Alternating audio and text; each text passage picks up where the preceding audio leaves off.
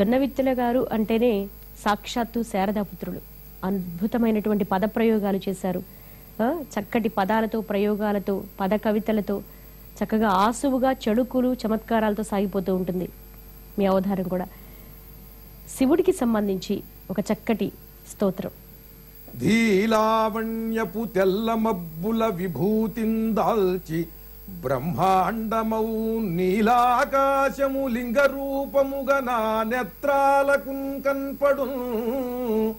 నేలన్నేనొక తుమ్మి పువ్వునై స్పందింతున్ సదా నీకు జేజేలన్ పల్కుచు జన్మధన్యమనగా శ్రీరామలింగేశ్వర.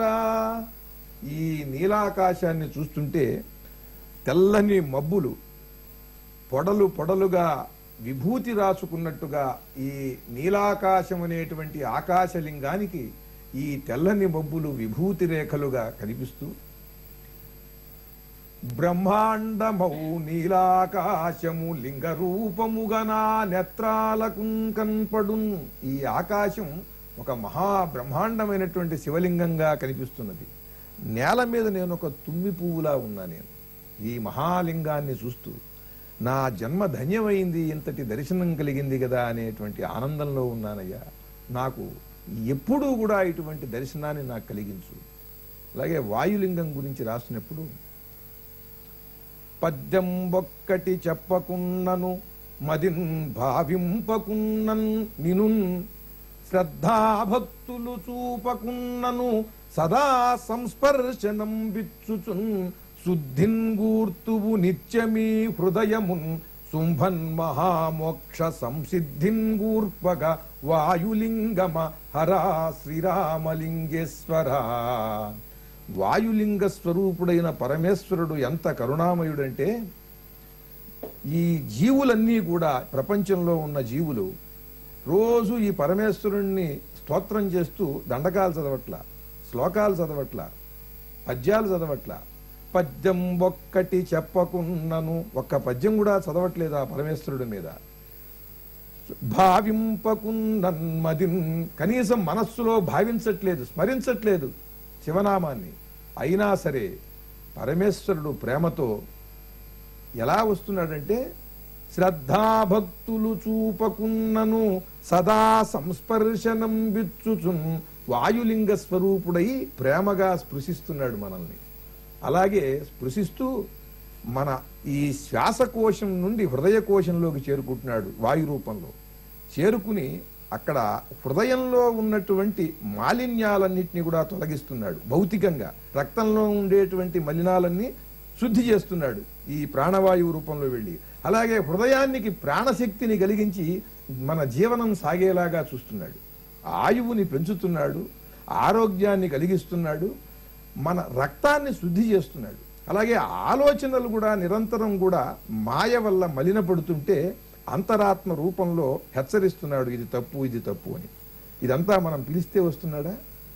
మనం పిలిస్తే వచ్చి మన శ్వాస రూపంలో మన హృదయానికి మన దగ్గరికి వెళ్ళి ఇదంతా చేస్తున్నాడా? కేవలం ప్రేమతో చేస్తున్నాడు, ఆయన కరుణతో చేస్తున్నాడు. సదా సంస్పర్శనం విచ్చుచున్ శుద్ధిన్ గూర్తువు నిత్యమీ హృదయమున్. ఎప్పటిదాకా చేస్తున్నాడు అదట్లా? ఏదో 2 రోజులు 3 రోజులు ఏదో మొహమాటం కోసం చేయట్లేదు ఈ పని.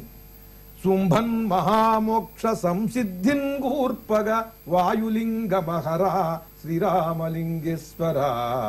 ఈ జన్మంతా చేస్తున్నాడు. ఈ జన్మలో మనం బాగుపట్టాల. మళ్ళీ చేసినటువంటి పనులకి ఆ ప్రారంధం వల్ల మళ్ళీ ఇంకో శరీరం ధరించి మళ్ళీ ఇంకొక జన్మనెత్తుతున్నాం. అప్పుడు కూడా వాయులింగ స్వరూపుడై మళ్ళీ ఇదే పని చేస్తున్నాడు.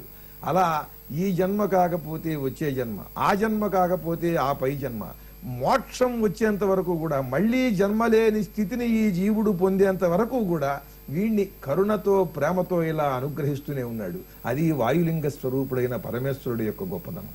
ఆకాశమే ఆకారమై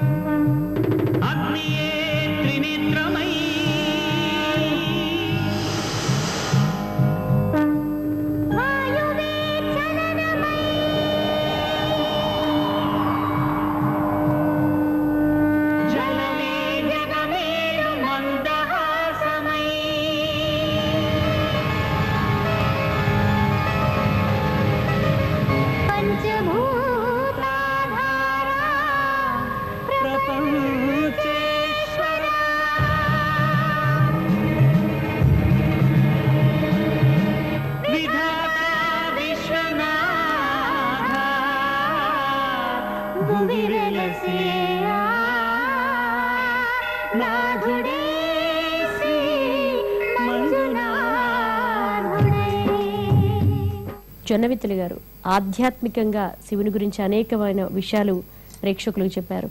మీరు శివుని ఏం కోరుకుంటారు, ఎలా స్తుతిస్తారు?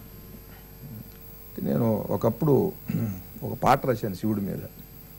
ఎప్పుడయ్యా సాంబయ్యా నాకంత భాగ్యం ఎట్టాగూ దొరకుతాదయ్యా, ఎప్పుడయ్యా సాంబయ్యా నాకంత భాగ్యం ఎట్టాగూ దొరకుతాదయ్యా, చూడు నాన్న గణపతన్న చెవిలో గీయని అరిసినాడని, చూడు నాన్న గణపతన్న చెవిలో గీయని అరిసినాడని, నేరము చెప్పేటి రోజు ఎప్పుడయ్యా సాంబ శివయ్య, ఎప్పుడయ్యా సాంబయ్య నాకంత భాగ్యం ఎట్టాగూ దొరకుతాదయ్యా, మారేడు చెట్టు మీద చుట్టుకు పండినాడని, సుబ్రహ్మణ్యుని మీద సాడి చెప్పే గడియ నాకు ఎప్పుడయ్యా సాంబయ్య నాకంత భాగ్యం ఎట్టాగూ దొరకుతాదయ్యా, అమ్మ చూడవే నందికేశుడు కొమ్ము ఇసిరి కుమ్మబోతడు, అమ్మ చూడవే నందికేశుడు కొమ్ము ఇసిరి కుమ్మబోతడు, అంట చెబుతా అమ్మయంట కొమ్ము బట్టి తిరుగు దినము ఎప్పుడయ్యా సాంబయ్యా నాకంత భాగ్యం ఎట్టాగూ దొరకుతాదయ్యా, మునుల కన్నా ముందు లెగిసి తానమాడి పూలు కోసి, మునుల కన్నా ముందు లెగిసి తానమాడి పూలు కోసి, నీకు అమ్మకు పూజ చేసి ఇద్దరి చిరునవ్వు చూసేదెప్పుడయ్యా సాంబయ్యా నాకంత భాగ్యం ఎట్టాగూ దొరకుతాదయ్యా. అద్భుతం అండి. అంటే ఒక ఒక ఒక పిల్లవాడిగా శివుడి దగ్గరికి వెళ్ళినప్పుడు శివకుమారులు కూడా ఉన్నారు కదా, అక్కడ పిల్లలు ఉన్నప్పుడు గొడవలు పడుతూ ఉంటారు, ఆ చెవిలో వచ్చి వాడు గీ అని ఎరుస్తాడు పిల్లాడు. అట్లా ఏనుగు తలకాయతో ఉన్నటువంటి వినాయకుడు గీ అని ఘీంకారం చేస్తే చెవిలో ఎలా ఉంటుంది? వాడొచ్చి చూడు నాన్న గణపతన్న చెవిలో గీయని అరిసినాడని, నేరము చెప్పేటి రోజు ఎప్పుడయ్యా సాంబశివయ్య. అంటే చెట్టు మీద ఎక్కి పిల్లాడు దిగడు, అలా ఈ కుమారస్వామి పాము చుట్టుకుని ఆ మారేడు చెట్టు మీద పడుకున్నాడు అని నేరం చెప్పేటువంటి ఆ గడి ఎప్పుడు వస్తుంది? అమ్మ చూడవే నందికేశుడు కొమ్ము ఇసిరి కుమ్మబోతాడు, అంట చెబుతా అమ్మయంట కొంగు బట్టి తిరుగు దినము ఎప్పుడయ్యా సాంబయ్య రాశానమ్మ. ఈ సందర్భంగా నా శ్రీరామలింగేశ్వర శతకంలోనే ఒక పద్యం రాశాను. భువినా జీవనమెల్ల చీకటై జీమూతావృతంబై, అహో ఎవరున్ వెన్నెల నీయలేనిదగుచో ఏమంత చింతింప, సత్కవితా తత్వము తోడునిచ్చి అటుపై తత్కాళరాత్రిన్ దయన్ శివరాత్రిన్ పునరింపజేసిన ఇకన్ శ్రీరామలింగేశ్వర. నా జీవితం భువి నా జీవనమెల్ల చీకటై, నా జీవితం అంతా కూడా చీకటైపోతే నేనేం బాధపడినయ్యా. జీమూతావృతంబై, చీకటి అవ్వటం మాత్రమే కాదు, నల్లని మేఘాలు కమ్ముకుని ఉంటే నేనేమి బాధపడను. కానీ నాకు ఒక్క సహాయం చెయ్యి. ఏమిటంటే, ఏమంత చింతింప సత్కవితాతత్వము తోడునిచ్చి, సత్కవిత్వం అనేటువంటి దాన్ని నాకు తోడుగా ఇవ్వు. ఆ భయంకరమైనటువంటి చీకటిలో దట్టమైన నల్లని మబ్బులు పట్టినటువంటి ఆ సందర్భంలో నేను ఉంటే సహజంగా ఎవడన్నా అక్కడ కొంచెం జంకు ఉంటుంది కదా, భయం వేస్తుంది కదా ఎవడన్నా ఒంటరిగా ఉంటే. నాకు తోడు ఉండాలి. ఎవరంటే సత్కవితాతత్వము తోడునిచ్చి తత్కాళరాత్రిన్ అటుపై తత్కాళరాత్రిన్ దయన్, ఆ కాళరాత్రిని, ఆ నల్లని రాత్రిని శివరాత్రిని పునరింపజేసిన ఇకన్, దాన్ని శివరాత్రి అయ్యేటట్టుగా చెయ్యి.